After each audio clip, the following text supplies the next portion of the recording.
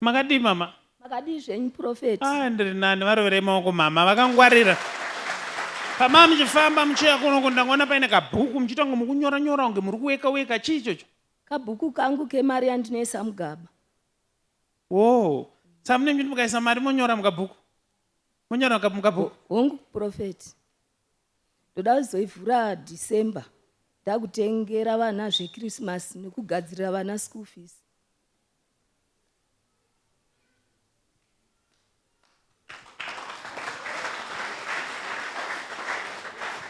Ndiko kunonzi kurongeka ka? Uchichengetawo mari yako uchinyora uchiziva kuti saka izvozvi mari iri mukabhengi kenyu munokwanisa here kuiweka kuziva kuti mugaba mangu muchero rakavharika mane mari? Hongu Prophet. Izvozvi mane mari? $412. $412 havarore maoko haichengeteke zvokumhanya mari iyoyo. Iwe wakachengeta mari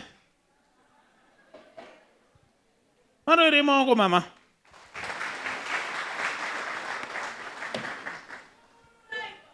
Murume wanyanda basa re? Anogadzira madoor frame nemawindow frame. Ndiweuda? Hongu Prophet.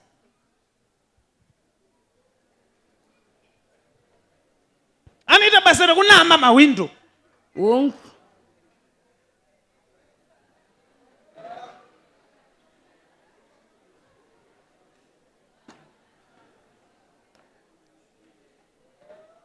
Saka paanonama anombonamawo here zvigaba zvemacashbox kana kuti anongoita zvemawindow? Haanami. Anongonama madoor frame nemawindow.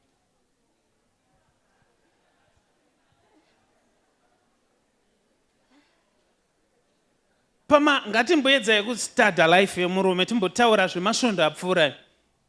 Pane mastatement anenge achingotaura nhinga azobirwa anenge achiti chii? Pane zvaaitaura mazuva apfuura? Aitaura achiti kubasa kwake kune umwe murume akachinja munhu mari akazoona mari yaya wamushonga pasisina mari. Asi aingotaura dzimwe nyaya dzakasiyana siyana dzekushayikwa kwemari dzekunyangarika.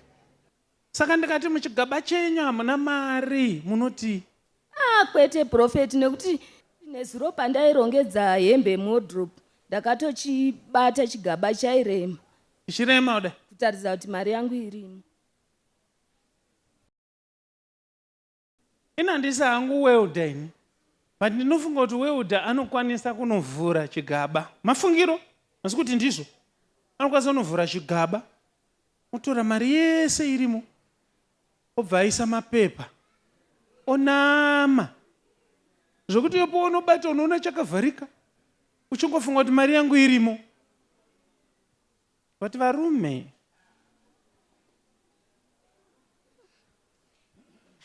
sei Prophet, ndakaona chakavharwa chisina uvhuru.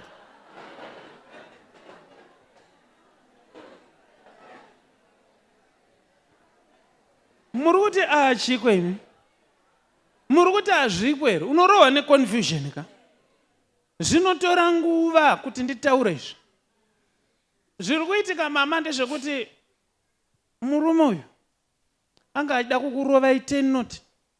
Saka anga afanogadzira tunyaya twake kuti azongokuti pamunovhura mukaona muine mapepa obva kuti waona nyaya dziye dzemishonga dzandaitaura. Mari iri kubiwa nemushonga, kuti mufunge kuti mari yakabiwa nemushonga asi ariye akatora. Chigaba chenyu chakavharwa kudai.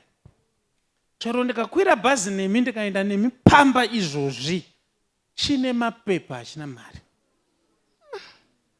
Sei Prophet, asi ndakachiona chakangovharwa.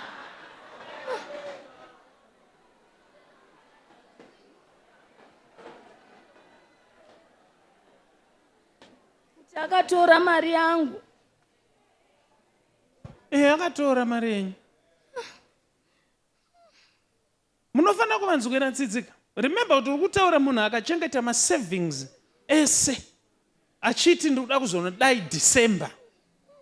Koita rimwe zimurume rinosvika rosikutora mari iyoyo, ipapa haana kana chaanotenga achingodya mari dzake. Adzorere.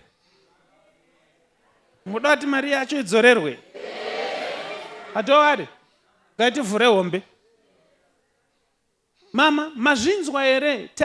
makuwira neni here kuti ndati muchigaba hamuna mari? Ndochekutanga chandodawo nditanga nanzwisisa kuti mazvinzwisisa here kuti murume akaba mari? Ndakuzvinzwisisa profeti. Zvinoni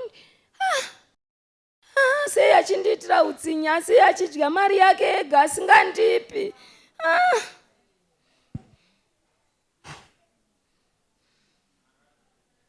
Matadzore ndowani kana mauya kuna Jesu amudzokere zvakadaro. Hazvibvumidzwe kuti munhu auye asi nyaya idzi dzirambe dzakadaro, hazvitenderwe. God will come up with a solution. Now,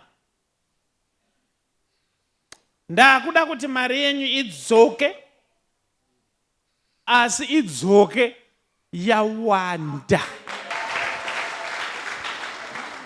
Now, imi murume wenyu ane madeals here aakamboita nevamwe vamunongoti sekuru wenyu? Akagadzirisa window frame. So I'm going to tell you what is going to happen on Tuesday morning.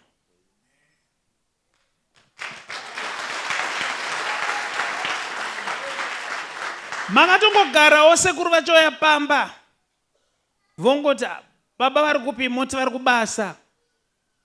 Achangotaura achiti munogona here kuzovatambidza mari yemawindo, achakupai 600.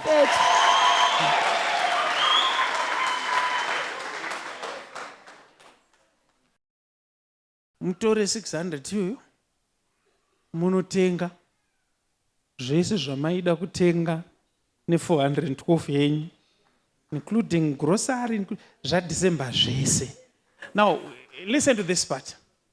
Murume achabvunza kana kuti musamiriri kuti abvunze, mumuudza moti sekuru vasiya mari yenyu yemawindo 600 ndaiisa mudrower but yachinja yaita mapepa.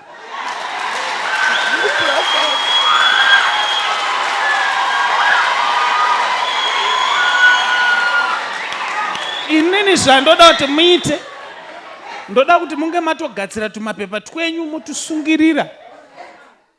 Manomuratidza draw moti mari yaita mapepa. Iye achaita hasha oti hakuna mari inoita bepa. Imi momuti vhura chigaba ichi, mozotangira ipapo. Ungu prophet. Ena munogara pasi, mari yenyu yadzoka.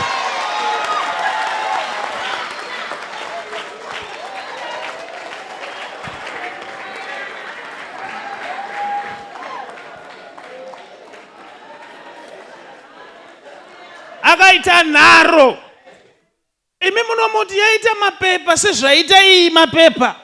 Akaramba achiita nharo momurangaridza mari dziya dzaaitaura kuti dzimwe dzakaita mushonga, mungomuti zvakazara kwese.